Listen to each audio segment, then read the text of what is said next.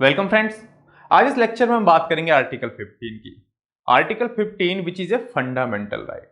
अगर हम fundamental rights की बात करें तो fundamental rights are enumerated in part 3 of the constitution from article 12 to 35। तो सबसे पहले हम बात करेंगे फंडामेंटल राइट्स की। Why fundamental rights are called fundamental, और what is fundamental about the fundamental rights. तो basically there are 3 reasons for calling the fundamental rights as fundamental.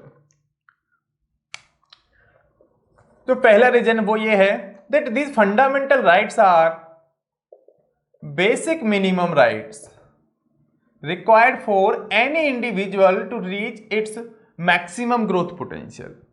कि किसी भी इंडिविजुअल को उसकी मैक्सिमम ग्रोथ पोटेंशियल तक पहुंचने के लिए कुछ बेसिक मिनिमम राइट्स चाहिए, और इन्हीं बेसिक मिनिमम राइट्स को कॉन्स्टिट्यूशन में कहा गया है फंडामेंटल राइट्स। अब जो सेकंड पॉइंट है वो ये है that these rights are inherent in us by virtue of living in a civil society. So constitution has not conferred these rights to us. ये सिर्फ हमको एक सभ्य समाज में रहने के कारण मिले हैं, कॉन्स्टिट्यूशन ने ये राइट हमको नहीं दिए हैं। अगर ये राइट कॉन्स्टिट्यूशन ने हमको नहीं दिए हैं then what the constitution has done. So constitution has only recognised these rights. So these rights are recognised by the constitution as fundamental rights. कि कॉन्स्टिट्यूशन को सिर्फ इनको रिकॉग्नाइज किया है एज फंडामेंटल राइट्स। और थर्ड पॉइंट ये है that these rights are non violate. Non violate means that state cannot take away these rights. If state tries to take away these rights, then the citizen has been guaranteed the right to constitutional remedy before the Supreme Court under Article 32. And in this regard, this Article 32 was called heart and soul of the Constitution by Dr. Bhimrao Ambedkar.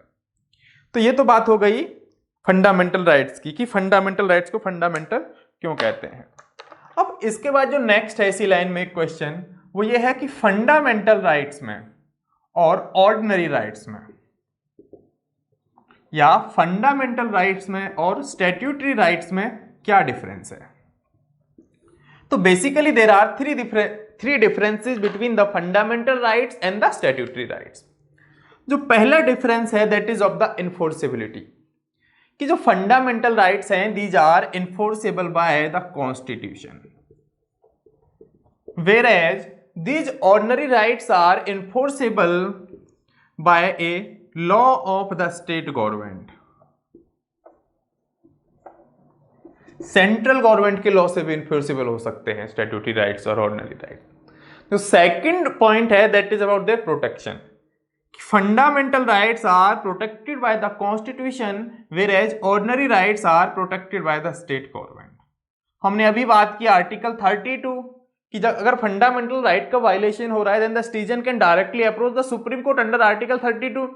What is that article 32? That article 32 is given in the constitution and is protecting the fundamental rights, is protecting the violation of the fundamental right. So fundamental rights are protected by the constitution.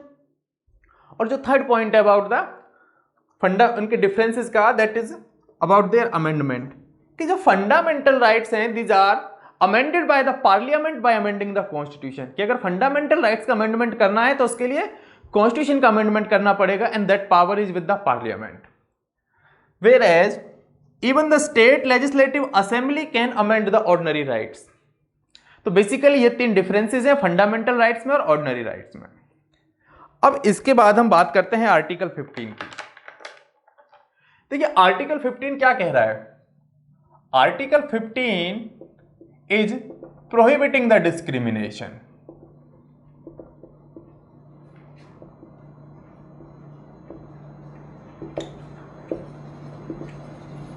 कि कोई discrimination नहीं होगा, all are equal, ये कह रहा article 15। Article 15 clause 1। Article 15 का clause कह रहा है that the state shall not discriminate against any citizen only on the basis of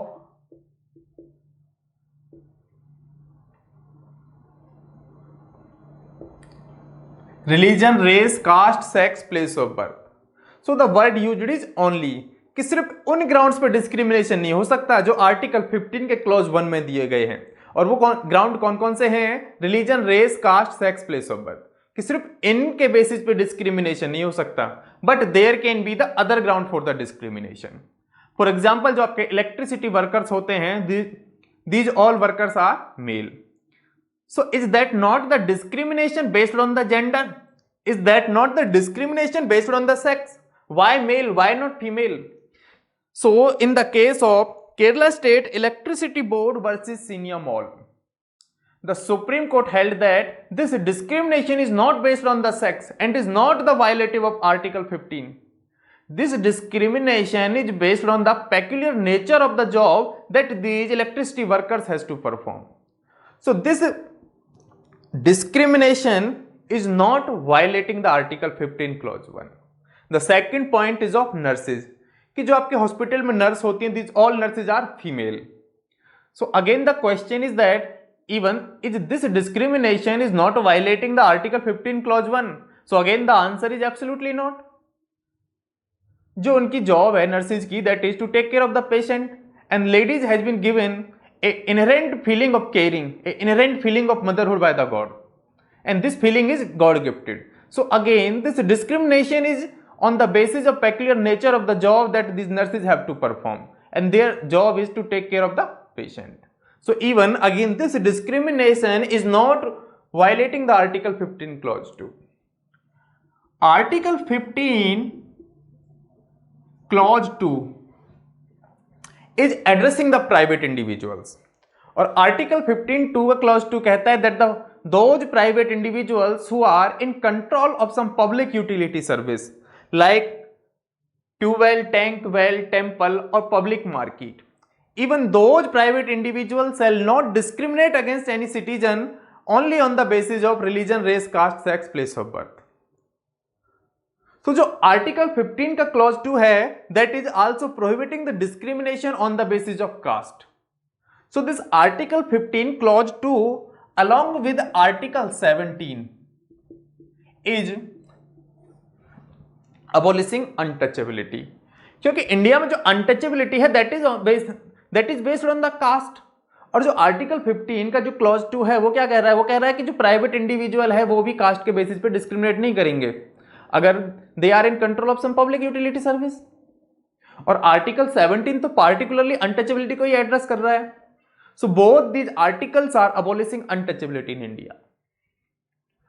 देखिए अब ये दो आर्टिकल्स क्या है? ये तो दो आर्टिकल्स इक्वलिटी की बात कर रहे हैं कि कोई डिस्क्रिमिनेशन नहीं होगा, लेकिन जो आर्टिकल 15 क्लॉज 3 है ये आर्टिकल स्टेट को एम्पावर कर रहा है to make special provision for women and children. In a similar way article 15 clause 4 is empowering the state to make special provision for schedule caste, schedule tribe and socially and economically backward classes. Article 15 clause 5 ये बात कर रहा है admission to educational institution.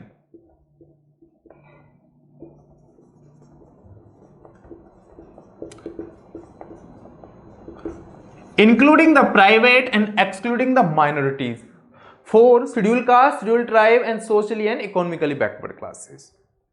और article 15 clause 6 it is empowering the state to make special provision for economically weaker section, और this was added by 103rd constitutional amendment act. देखिए ये दो तो इक्वलिटी की बात कर रहे हैं कि कोई डिस्क्रिमिनेशन नहीं होगा, लेकिन आर्टिकल 15 क्लॉज 3 से लेके क्लॉज 6 तक ये क्या स्पेशल प्रोविजन दे रहे हैं. तो क्या ये डिस्क्रिमिनेशन सही है? इसको जस्टिफाई कैसे करेंगे? देखिए इक्वलिटी तभी हो सकती है when all are placed equal. अगर सभी इक्वली प्लेस नहीं है then the concept of equality will become meaningless. So to make all them of equal ये क्या स्पेशल प्रोविजन दिए गए हैं, and these special provisions are not violative of the article 15. तो ये हो गए हमारे आर्टिकल 15 और इसमें कॉन्स्टिट्यूशन फंडामेंटल राइट्स और ऑर्डिनरी राइट्स में क्या डिफरेंस है उसकी बात। तो इस लेक्चर में इतना ही। Thank you friends for staying with me.